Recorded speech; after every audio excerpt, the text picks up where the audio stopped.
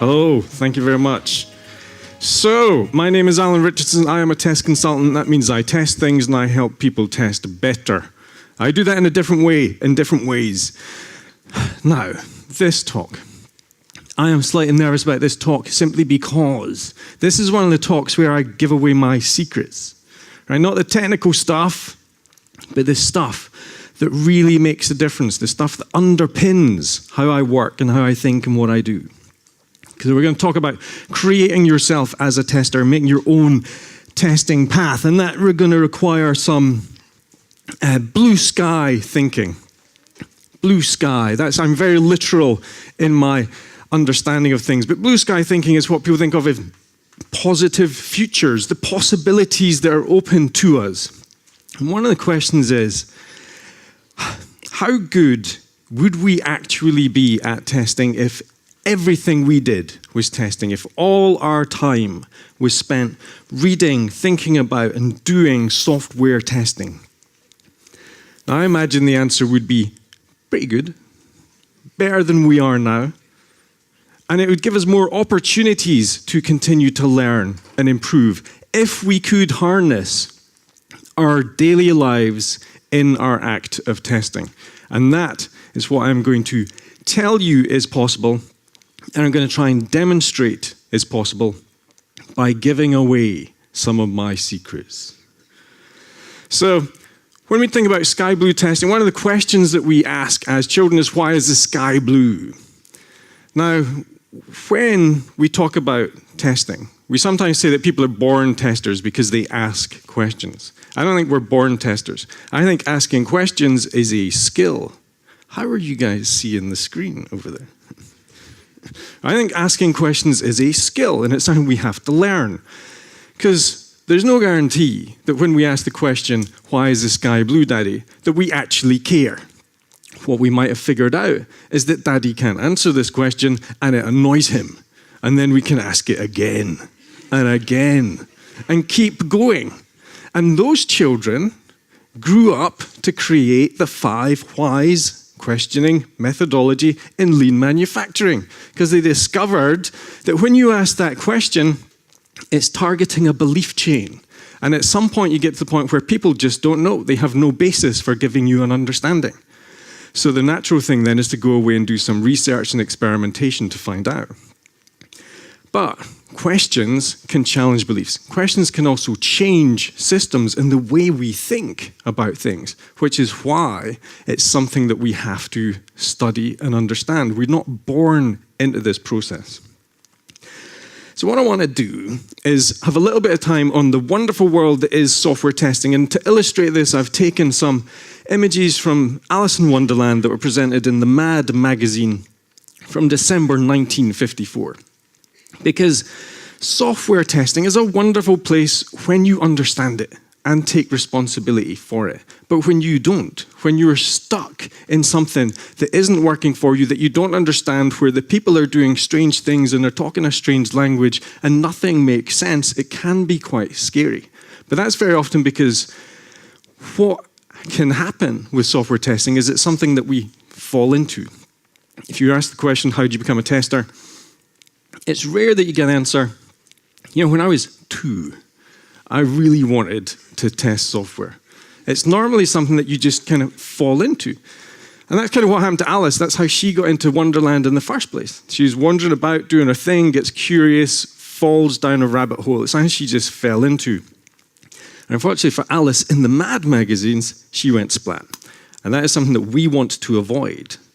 Now, Alice, and it's in the books as well, plummets down a hole that is covered in books. There are bookshelves everywhere. She had within her grasp a means of understanding the rabbit hole that she was falling into, but ignored it. She had the ability to take hold of all this stuff and read about it before she got there, to try and take some control so she didn't go splat.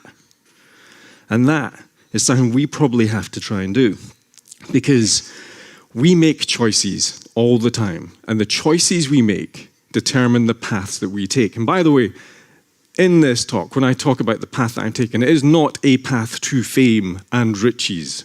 That is not what I'm offering you. What I'm offering you is a path to integrity and taking responsibility and having an understanding of what you're doing and why you're doing it so that you can justify it and have more strength in your behavior at work. Because I cannot promise you riches. That's not going to happen. So the first steps, because I want to make this practical, because I normally talk about practical things, is you should really try and read everything you can. There are plenty of blog posts out there, plenty of books. When I was at university studying testing, in fact, I didn't study testing, I studied computer science. There were a couple of testing books in the library, and I did not read them, because testing was not a big part of the syllabus. We were much more focused on programming and computer science. Reading the stuff was only what happened after I fell into the subject, because I started work for a testing consultancy and I was programming software testing tools for them. But I wanted to read about software testing as much as possible to understand it, because they were saying things I didn't understand, and some of it didn't quite make sense. So I tried to read as many books as I possibly could, and that's what Alice did. Even if it doesn't make sense, she reads the stuff that's there, she tries to do it and see what happens. Because that's the environment, that's the context that she's in. So the first thing we have to do is understand and fit into our place of work. Do the things that they do, even if they don't necessarily make sense. And the more we read, the more they'll probably not make sense. But we have to try and fit in. Very often see that when companies are recruiting new graduates who have studied computer science and they've done Agile on their projects in their computer science degrees, when they actually come into the workplace and they're putting an Agile project, and the first thing they do in the first stand-up is say, I'm sorry, but this is not Agile. You're not doing Agile. What is this? I've studied Agile. I know what Agile is. This is not Agile. Because they did not fit into their place of work. They knew it from book reading, but they hadn't mapped it onto what they're doing. And the more that you fit in, you will start to spot things which are different. Not necessarily wrong, but things that are different, things that don't quite fit. Processes that lead to waste. Stories that are too big to finish in the sprint. We have to try and squeeze testing into a tiny thing when it should be part of every story. There are things that don't quite match. There are things that are wrong, but they're part of that environment. Then we can start to understand that environment. We can start to possibly understand what is going wrong there. And then comes the tipping point where you have a choice. You have a choice at that point to continue with what they're doing, to run with the activities they've got, to hurl yourself against the wall until it hurts. Or you can try and make subtle changes to the way that you work and take some responsibility for what you do through small experiments that might work, that might fail. Just little safe experiments, like hurl yourself at a glass mirror on the wall, like Alice did. But these open up new possibilities. Every single experiment we do opens up new possibilities for us if we learn from them and if we direct our experiments at possibilities that other people have shown us in the books and blogs and YouTube videos that we're watching and paying attention to in order to improve our craft and learn what we're doing. Because everything that we do in the name of testing shapes us as testers, and every action that we take will either improve us for the future or keep us stuck where we are in environments that don't work for us. Because fundamentally, we have to take responsibility for the test approaches.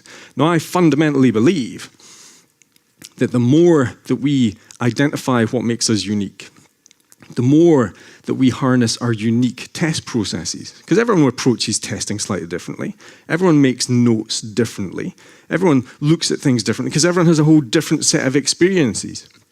These are the things that we should harness and build on to make ourselves better. Because when we don't, that's when we're at the mercy of everything else that goes round. I remember we worked on projects. I'm old enough to remember waterfall projects where we wrote documentation instead of building software.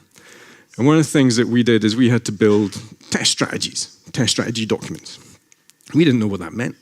We asked people what they wanted, and they didn't know what they wanted. So we went and found a standard. But the standards, which were designed to help everyone, were too expensive. So no one ever bought the standard. So no one ever knew what the thought leaders who had standardized it were actually thinking. So what we did is we found summaries online of the standards, and used those as templates.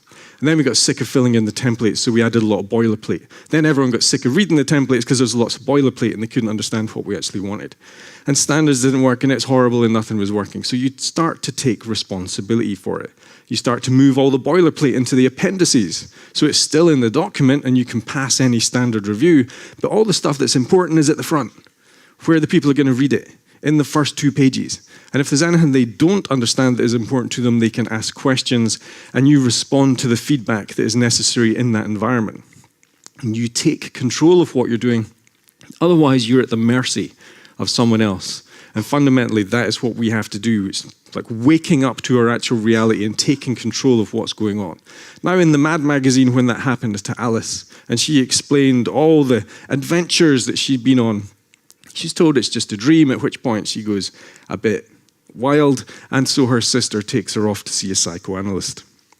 Which is important, because one of the things I do as a hobby is I study psychotherapy and hypnosis, and I've been doing that for longer than I've been doing software testing, because I'm fundamentally interested in beliefs and how they're formed and how they change our reality and how we can be changed just by words or interactions with people.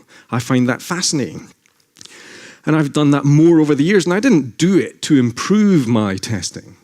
But I found that the more I did it, and the more I applied what I learned into testing directly, the more I did improve my testing. Which is why I'm going to show you the path that I've taken, or parts of the path that I've taken. And you need to harness your unique path. Hands up everyone that studies psychotherapy and hypnosis as a hobby. Okay, a couple of people. The dangerous ones with beards. That's what we're looking at here. Right? So it's a normal thing. It's not just me. And it will work, it will improve, but what you have to do is find your unique stuff. Whatever it is you do, if you're learning things from it, if it requires flexibility and creativity, I guarantee you will be able to apply techniques from it, you will be able to apply concepts from it in your testing. Now, when you look around here, you'll probably see some games and there'll be puzzles, and tonight we're probably playing some games and there'll be puzzles, and I'm not a games or puzzle person. You ask me a riddle. If I'm in a job interview and they ask me to test a pen, it's not going to happen. Right? I'm not that person. I'm not a puzzle riddle game person. But what I am is an avid gamer. I love killing things in computer games and 3D games. I love that Pac-Man game that was over there. And it's great to see that people have knocked me off the high scoreboard.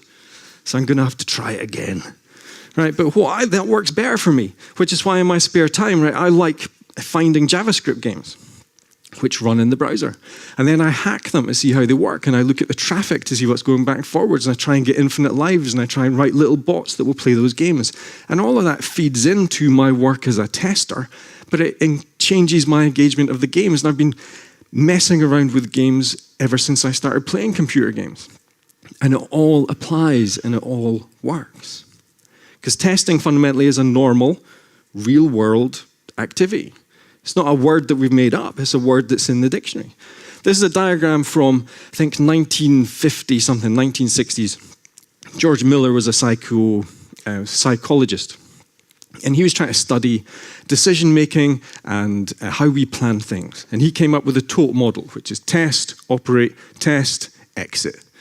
So we have an idea of what we want to do. We do the thing. We learn from that. Have we met our exit criteria? No. Okay, let's do it again. And we keep going round. And this maps on pretty well to exploratory testing. You come up with some test ideas. You go and do them. You learn from those ideas. That gives you some more ideas. Have you done all your ideas? Yes. Then you stop. No. Then keep going because we've got more ideas and we're doing more things. We learn more stuff. Have we run out of time? Yes. Then we stop. And this also fits into test-driven development. This is a test-driven development process. But this is a decision-making process. And what I like about it is it has the word test in it. Therefore, it applies to what I do, right? Because I do testing. But I was, what was I doing? I was coming through the security stuff at Stockholm Airport. And my bag went through, and it went through the X-ray machine. And it went down the channel that says, there's something wrong with you and we're going to check your bags. So they did that, and I take a lot of care to make sure that my bags never go down that channel because I just want to go through. I even wear a plastic belt so that I can walk through the machine without setting it off and taking my belt off. So I was surprised. So I asked the guy, why did you put my bag through? And he said, we want to see your coin purse, because my coin purse was in my main bag. So he took it out, showed it, he was happy. But I asked him, why did you stop it? How did you even know this was a coin purse? And he said, well, the x-rays don't go through all the coins in the coin purse, so we can't see what's underneath it. So I learned two things. I learned that if I want to go through safely, I put my coin purse in my jacket and put the jacket in the tray. And if I want to smuggle things through airport security, what I do is I put them underneath the coin purse, and most of the time I will get through security without being checked. I learned two things. That's an important strategy that I will use, one of those strategies, in the future. But it's important that we assimilate all this stuff into our testing. And I'm not talking about using it as a metaphor or a simile or an analogy. What I'm talking about is actually taking the techniques and applying them in your software testing. Actually taking the approaches you learned and using them in your software testing. So I'm going to give you a couple of examples from studying psychotherapy, which you may choose to use in your path or not. I don't mind. How I'm hoping they do is trigger in your head the things that are important to you. Because one of the things that we learn from effective therapists is that they work with the patient they have, not the patient they want. Standardized processes work with the patient they want, not the patient they have. Because everyone is unique. Every environment is unique. Every system that we are testing is unique. Every system of development that we use to build the system that we are testing is unique. And we have to understand and model that. If we come in just with standardized processes and standardized assumptions, it probably won't work effectively. When you start learning hypnosis, you learn that, it sounds like what? 50% of people can be hypnotized, but 50% can't.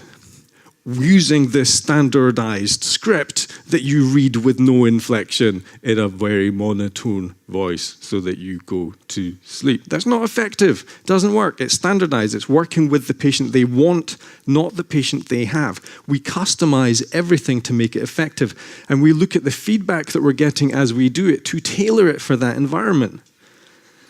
This probably affected my use of standards more than anything else. When we're working with people, because they're coming in off the street cold, we have no model of them. We don't understand what they think is wrong. We don't understand their background and their environment. So we have to build a model of that by asking questions. And then as we've got a model of that, we ask questions of them to check if our model is correct. And we ask questions to change their model, because questions don't just get information back, they change the thing that we're questioning. So I need to know, when I'm asking questions of the system, what purpose that serves, whether I'm trying to challenge my model, expand my model, build it up, challenge the system, push some of the system's assumptions, checking the presuppositions that the system has told me. So I'm building models. I work with models all the time. More than I ever learned in university about system modeling. I model systems because when we study hypnosis and therapy, we model people to change the techniques that we use on it, to tailor it for that individual. Now, very often, when you read transcripts of psychotherapy sessions, in that transcript, the patient themselves has told the therapist not just what the problem is, but what the solution is, what they can't do, how they can't do it, the reasons why they can't do it, what stops them. The systems tell us that if we know how to observe it in the right place. If you know how to look at the system in the right places and understand that the system tells you what its limits are, where you can challenge it, what you can do for it. And sometimes in order to do this, we have to play back some of the sessions in order to really understand it. That's why therapists record things. That's why when you study psychotherapy, you read a lot of transcripts. Hands up everyone that reads transcripts of software testing done by other people. No, we hardly ever create them. There's not that many. I try and create some transcripts. When they're there, that's useful, but it's not something we do as an industry, but it's something that hypnosis does. It's something that psychotherapy does all the time. That's how they learn, by looking at what other people do.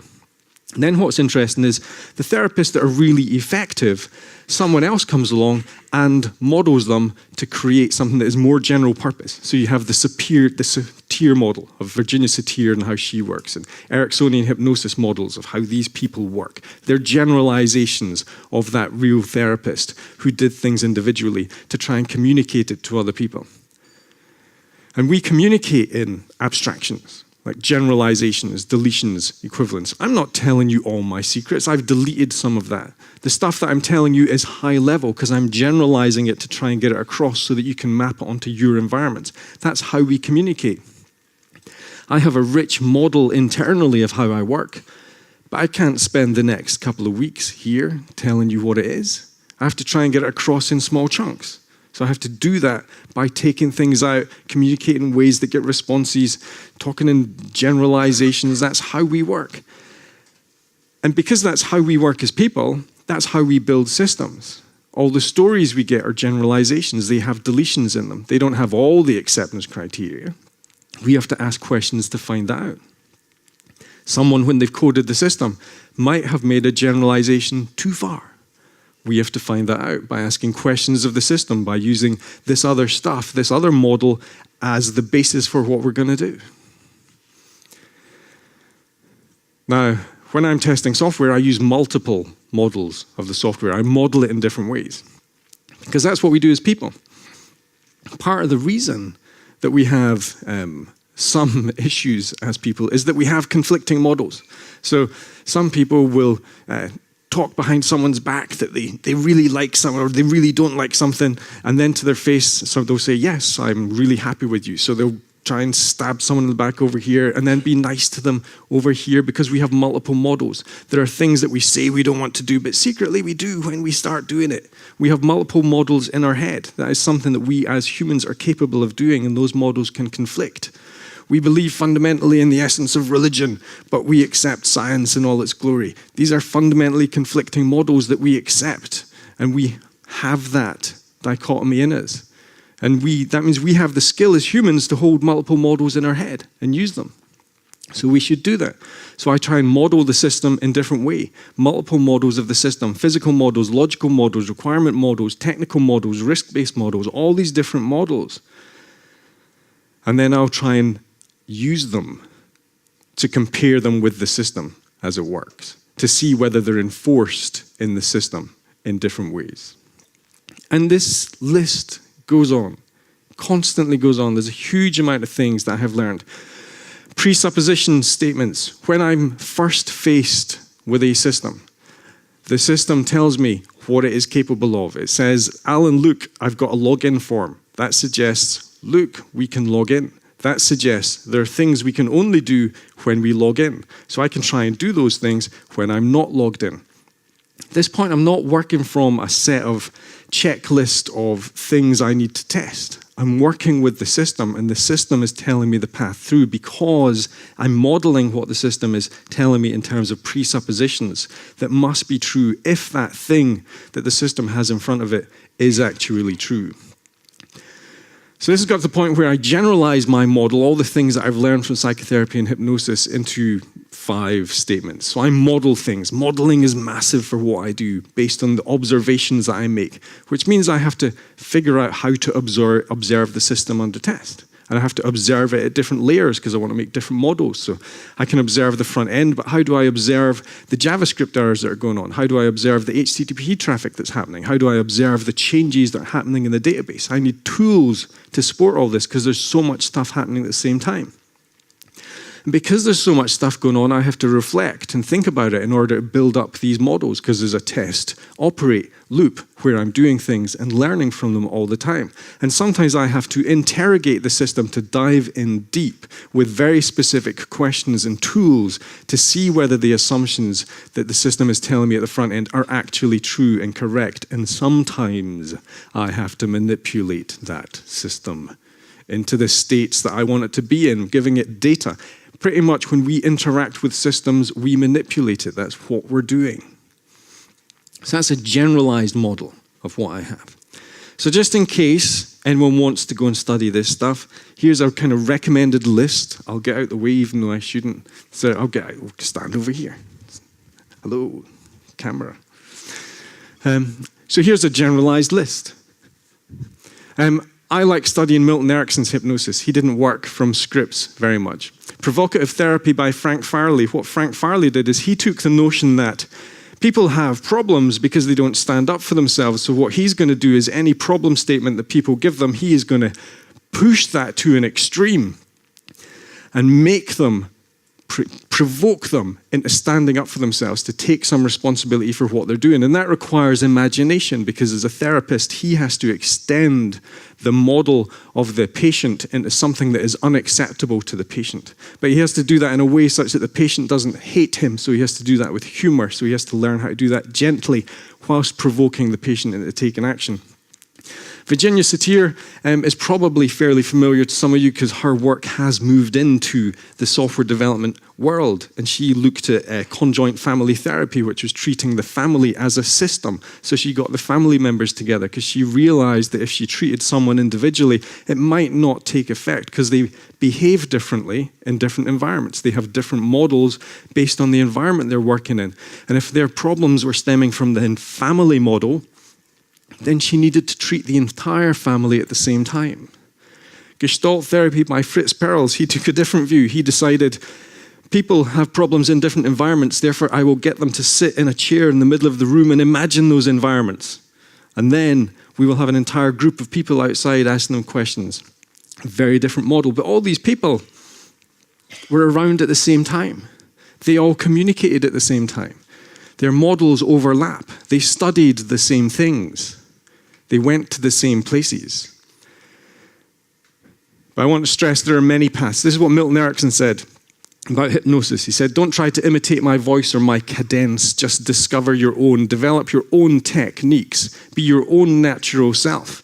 I tried to do it the way someone else did, and it was a mess.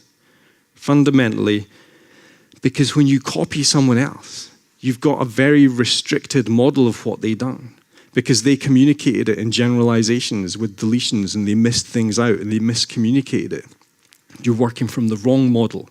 It's going to be a mess. And you don't take responsibility for it because it's not your model. It's their model. So you can blame them when it goes wrong, which might be handy in certain environments, but it's not going to help you get ahead. So one thing I like to do is I like to look for the roots and overlaps, because I know that when I'm reading books about these therapies, that I'm getting someone else's model of it. So what I like to do is look and see what is listed in the bibliography and go back and read what the people that were creating this stuff read, to see if I can pick out anything that is of use to me that they didn't communicate in their generalization of it. And then you start to see the overlaps. And that has led me on to studying different subjects, which is why it's a path. And it's a continual process of learning. Because I will find one person that will interest me. I will go and see what they learned. I will then learn an entirely new topic. I will then see an overlap with something else because they've learned it. I talk about requisite variety a lot, which came from cybernetics, which is your ability to respond to variation in the environment, which other people talk about, but they came to it from a different path. And it also leads you on to the work of the manufacturing people who were talking about limiting statistical variation in the process. All of this stuff overlaps. And one of the things that interests me about software testing is it's not a real thing. Right? It was made up by people trying to figure out how to make the software development process better. And the people at that time, back in the 60s, 70s, when they're looking at all this, they studied discrete mathematics and graph theory and set theory. So they generalized that up for us. So when we talk about testing with domain analysis and equivalence partitioning and boundary value analysis, that's set theory. So if we go away and study set theory a bit, we will have a richer understanding of the basis for some of our techniques. When we automate, graph theory is enormously important. But we don't necessarily go and study that. But it's listed in Beiser's book if you go and look at it, because that's quite an old book. So it showed some of the things that were important at that time. Now, secrets. Back in the 80s, there was a great magazine called Paranoia magazine, which is still going. You can find the back issues online, and it's about conspiracy theory and conspiracy theorists. And I learned that everything is as related as you make it. Right? Because you're making up a conspiracy theory and you're tying together loosely defined things, and you're trying to find the significance in them. And then you look at the dates that no one's looked at, and then you look at the place, and then the people and where they came from, and you make this tangled web. And we're the people that have to make those connections between our daily life and our testing life. So if you really want to study it from the masters, Right? Go off to Paranoia magazine, look at the back issues. There's some fantastic stuff in there to model about conspiracy theories. So I'm going to give you a model. This is a model. This is my model. This is a mind map. But it's not really a mind map. I don't think of this as a mind map. When I draw mind maps on paper by hand. But this is really a hierarchy. But a hierarchy is what we call a mind map in the tools. So it's really a mind map, and that's what we talk about. But the high levels, right? Because what I'm trying to present to you are, we've got models, and we have visual representations of the models, and we have different ways of describing the models. And they mean different things to different people, and we use them in different ways. So this has got a hierarchy of stuff, things I'm interested in: systems thinking, cybernetics, general semantics, strategic philosophy, old Chinese and Japanese philosophy and martial arts that I apply to my testing, just in case. You're warned. Manufacturing. Computer science was a big thing. I went and studied computer science because I was fascinated by compilers and interpreters. That's how I got my start, which not everyone has studied in software testing when they automate. So when I'm doing keyword-driven automation, or I'm building DSLs, or I'm using Gherkin, all that stuff I learned about compiler and interpreters maps in. And then we've got everything I do on a normal daily basis by playing Doom and shooting things and killing them online and reading lots of comics, because that's important, and playing guitar. All that stuff maps into my software testing. So here's a generalization, and I've hidden things. So there's secrets down here that you don't get, because it's a generalization, but it's an easier to understand model of what I'm talking about. And then I thought I need to try and show people the connections between things. So then I used the mind map tool that lets me draw arcs. But then it got too big and it wasn't working properly because it didn't really show what the relationships were. It was just lines going back and forward, and it's really just a hierarchy that's loosely defined as a graph, but it isn't really. And what I needed was a graph, so that's what I built. So this is using a tool called GraphViz. GraphViz is a great tool because what you do is you build a text file, and the text file then gets automatically converted into a diagram. And in the text file, I can write comments, extra stuff, secrets that only the people that know to look at that representational model will find out, because it's not in this high-level generalization.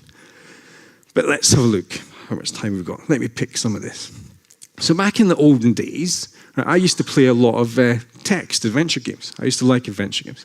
I used to write some adventure games.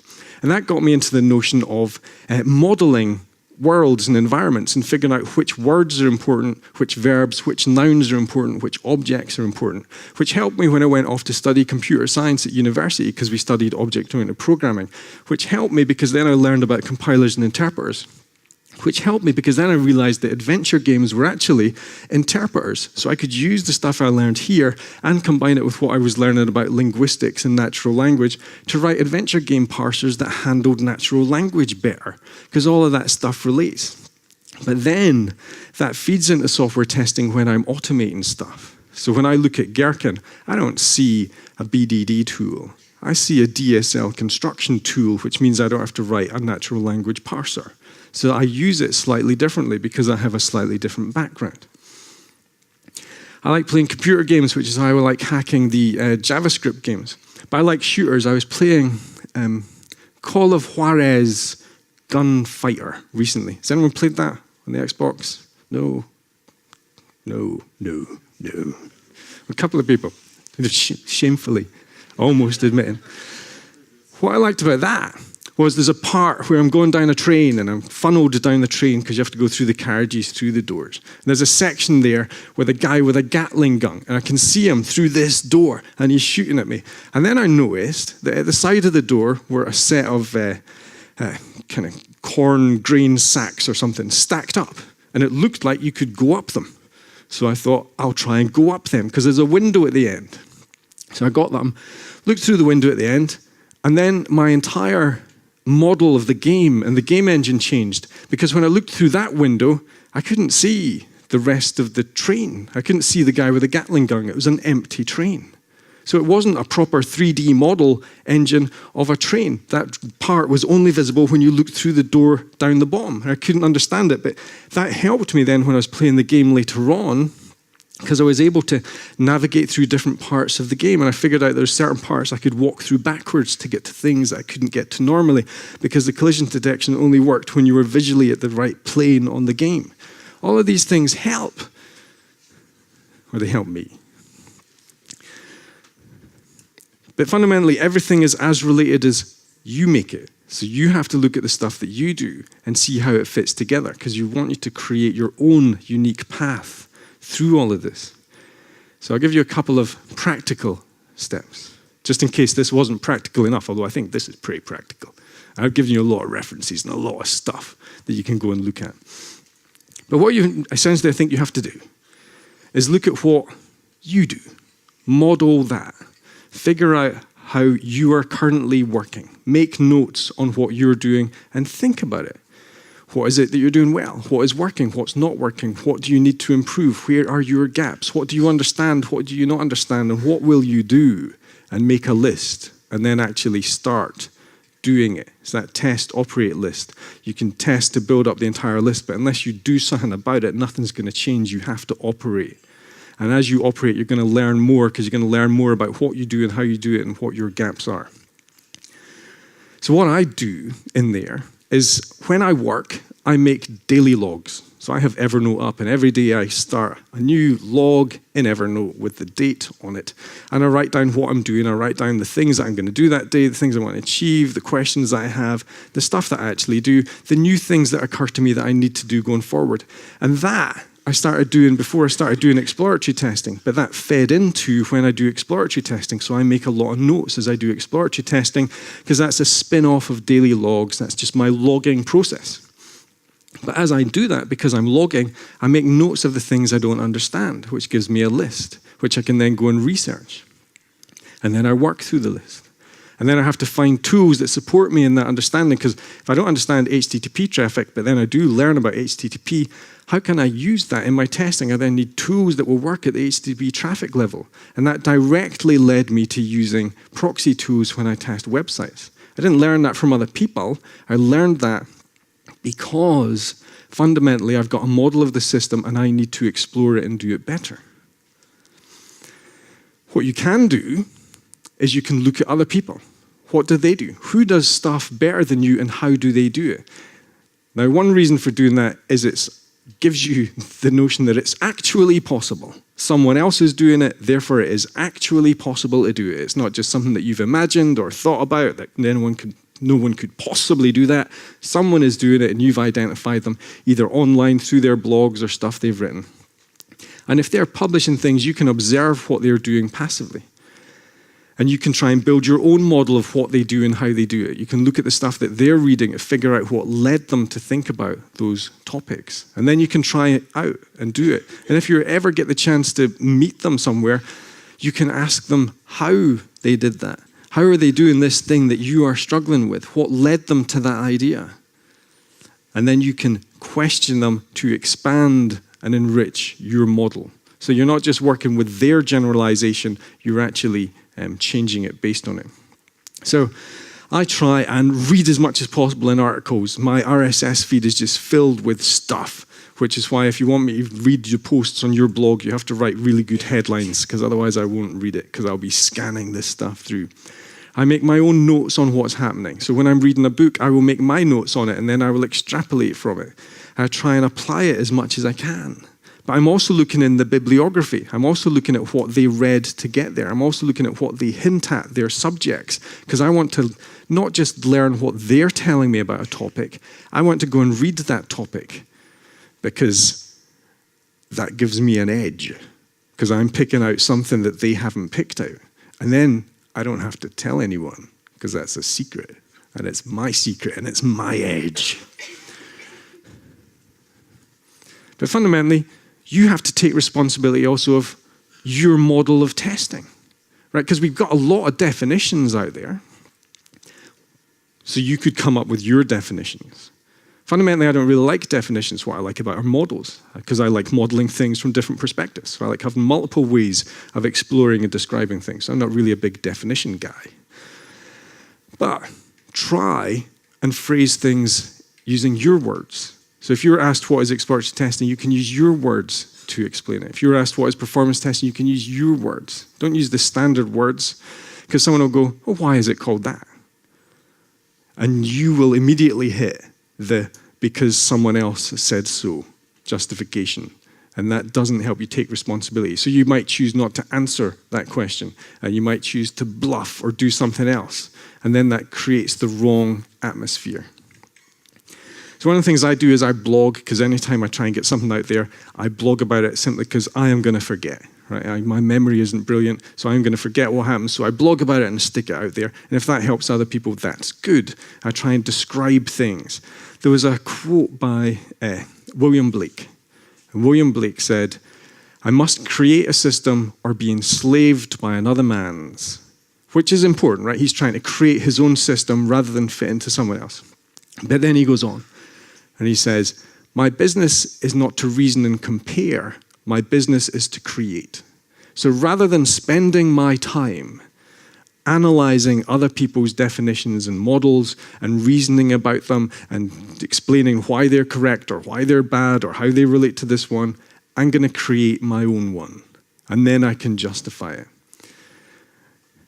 And unfortunately, I read that quote when I was, 16, 17, and that has kind of underpinned even more than this stuff, the things that I do. So I could blame Blake, I guess, if I wanted to. But I try and control my language.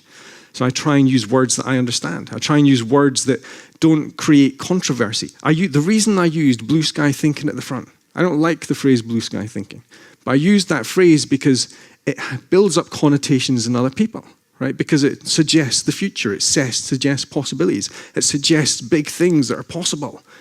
And if I can use a single set of words that trigger those states in people, I will harness that. I will attempt to manipulate you as easily as possible. I won't have to work hard to do that. So I'll use things that you've already got ingrained in there. I encourage you to share things and grow up in public and say things that later on you're going to not say that you currently mean, because then you will have changed and you will recognize it. One of the things I've started doing is on Instagram, I try and put out something every day. I haven't done it this week because I've been here. But every day I try and put out a mini blog post with a summarized, generalized image of stuff that I'm trying to get my head around. And the good thing about that is no one uses Instagram. How many people here follow me on Instagram? About 3. Yeah. So I'm shouting to the world and no one's listening because I'm doing it for me, right? Because I'm trying to generalize my thoughts and explain things in a small way. So even if you don't use Instagram, you will get massive benefits by downloading the application and following me on Instagram. Right, but that's one of the things that I do. So I encourage you to share in your own way. Find the platforms that work for you. Because currently I do think that everything is testing because it's as related as I make it. And I'm choosing to make everything related to testing because testing is a real world activity where we understand things, analyze them, question them, model them, and change them. And that's pretty much what we do on an ongoing basis in the real world. But what I try and do is concentrate on things that can be applied, practicalities, not just the theories, but the things that we can actually do. And I want to own my own models of testing so that I am responsible for them. So that's what I end up trying to create. And fundamentally, what we have to do is practice and act on it and operate and do things. So you need to, I guess, if you want to do this, create your own testing path. Right? Keep up to date, look at what's going on, model it, build your own models, create your own language, because fundamentally, you are your own responsibility. I suggest you create yourself as a tester and make your own path, carve out your own unique path, because this never ends, this never finishes. Everything you learn is going to lead on to something else.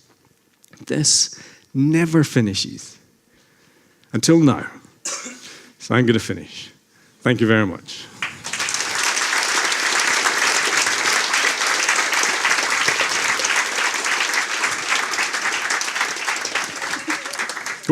Thank you, and now it's time to ask questions. I already see that first person's here, but I will be first this time.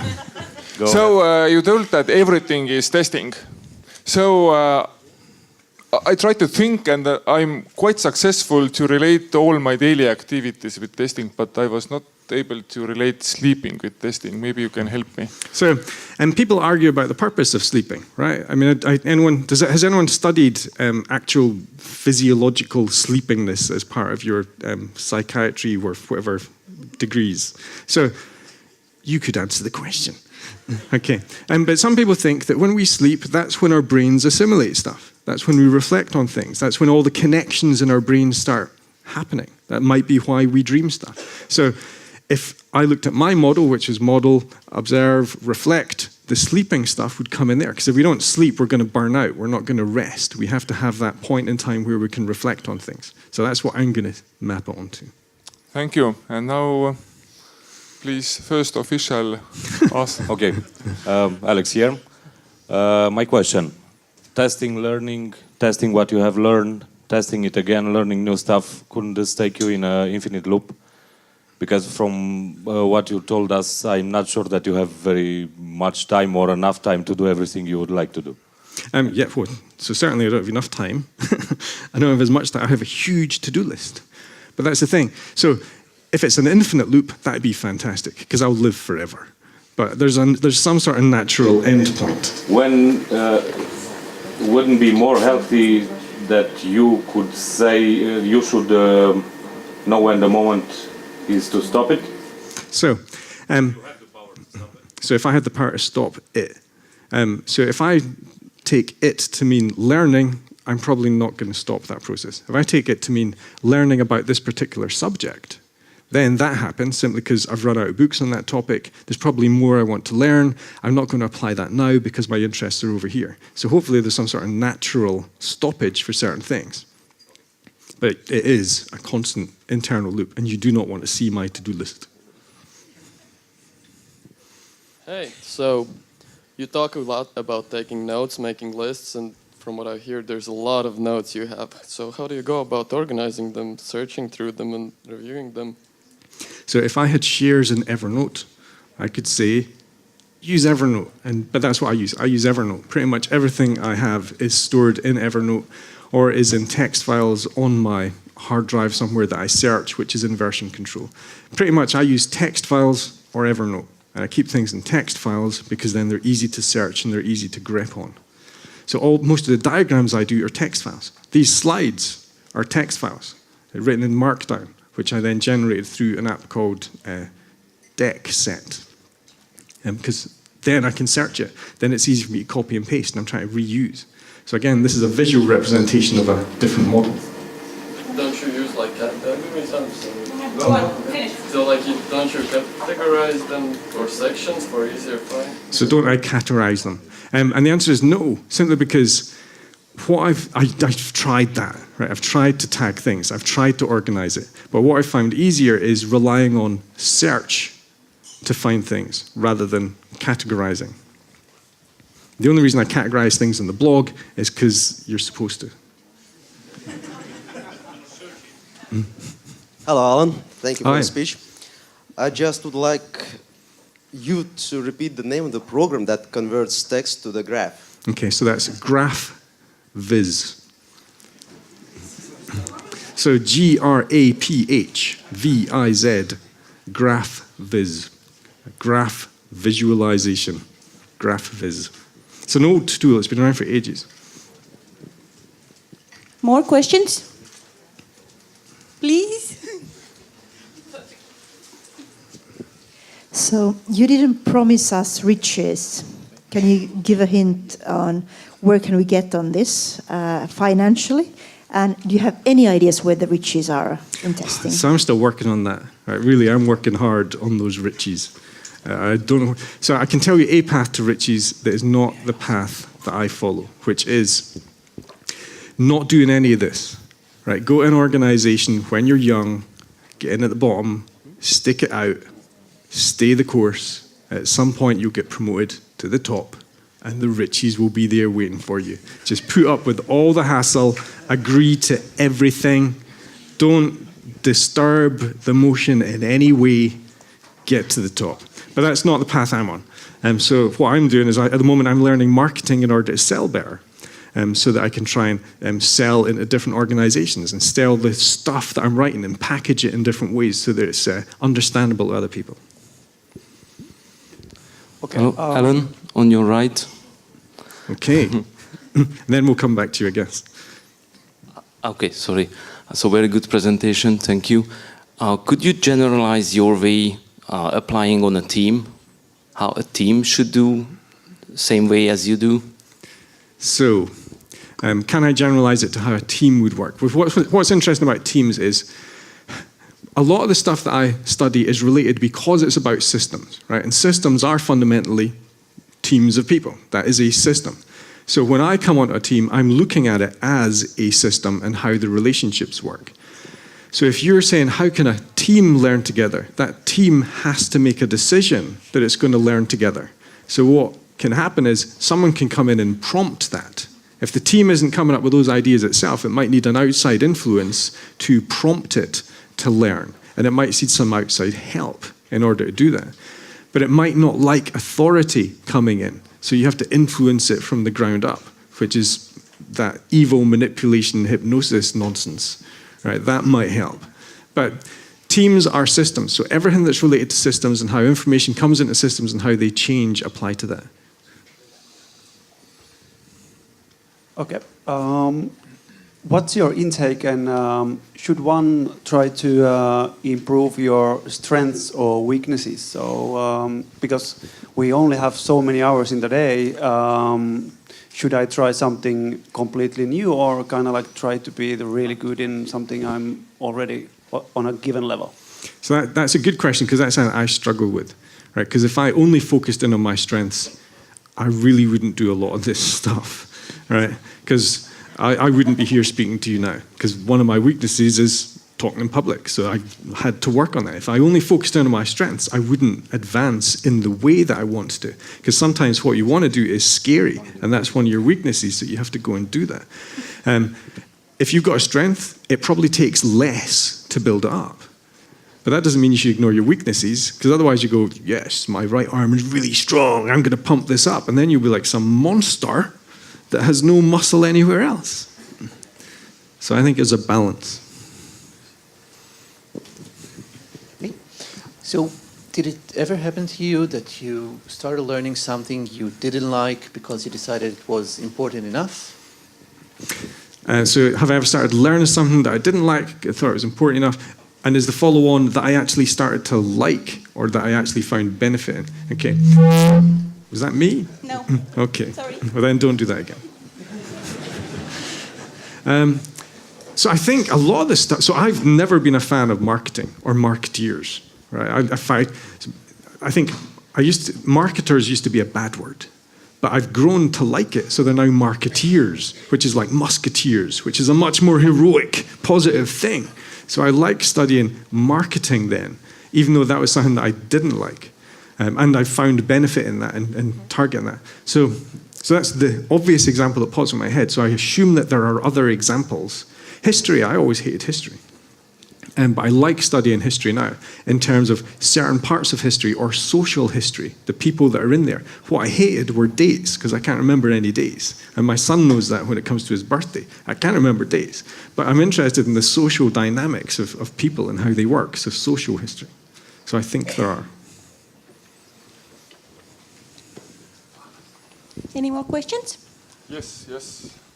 Yeah, hi Alan, awesome presentation. Where are we? Sorry, hi, behind the column. Right. How do you know your path is the right one?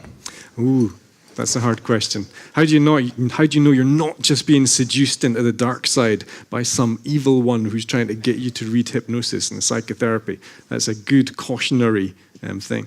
I guess what you have to do is, if you focus on efficacy, does this work? Can I apply this? And when I apply it, does it actually make a difference that I view as positive? That would be one way of doing it, because you're going to have to try and get feedback in some way. So the easiest way of getting feedback is by applying it, seeing if it's actually practical, and if the results you get are what you want. Cool, thanks.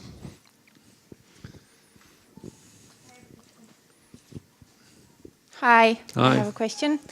Do you think sharing is like a social responsibility or more of like a personal choice? So I think it's fundamentally a personal choice, because social responsibility, that's not big on my list. It's that search for riches and things. So, you said like that everybody should share. Yes. And fundamentally, that's a very selfish notion, right? I think fundamentally we should share because it gets your stuff out there. It gets you noticed. It gives you more opportunities. It gives you more possibilities. It helps you learn. Because remember, one of the things we've got is we have an internal model of what we've learned. So when we try and communicate that, we know that we're going to generalize that, we're going to miss things out. And when we see it in front of us, it gets played back as something we can observe and evaluate to see, did I understand this? What did I not communicate? Did I not communicate that because I didn't understand it or because I was nervous about communicating it? Then we get feedback for ourselves simply through the act of presenting it to other people.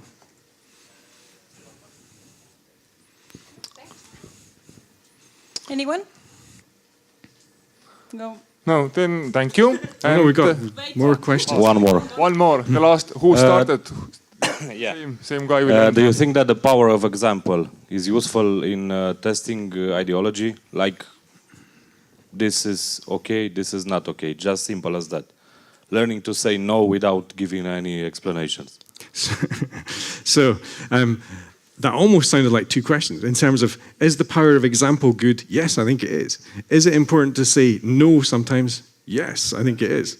But that also comes from the ability of, if you feel like centered enough that you can say no and you can justify no, and that comes across not just as a no, like that comes across as no, and there's some sort of authority in there, and there's some sort of understanding about the reasons, then it's a lot better. And if you can learn how to bluff it, right, and say no with authority so that people just assume that you know what you're talking about, the power that you're going to get.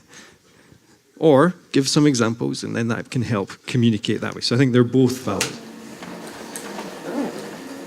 Yeah, thanks. Thank you. Great, thank you very much.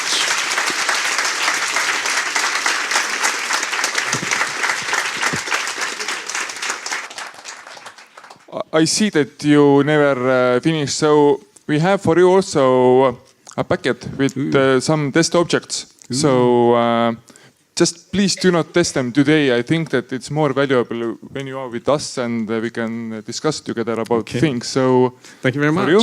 Yes. Thank you. Great. Thank you. Thank you. Thank you.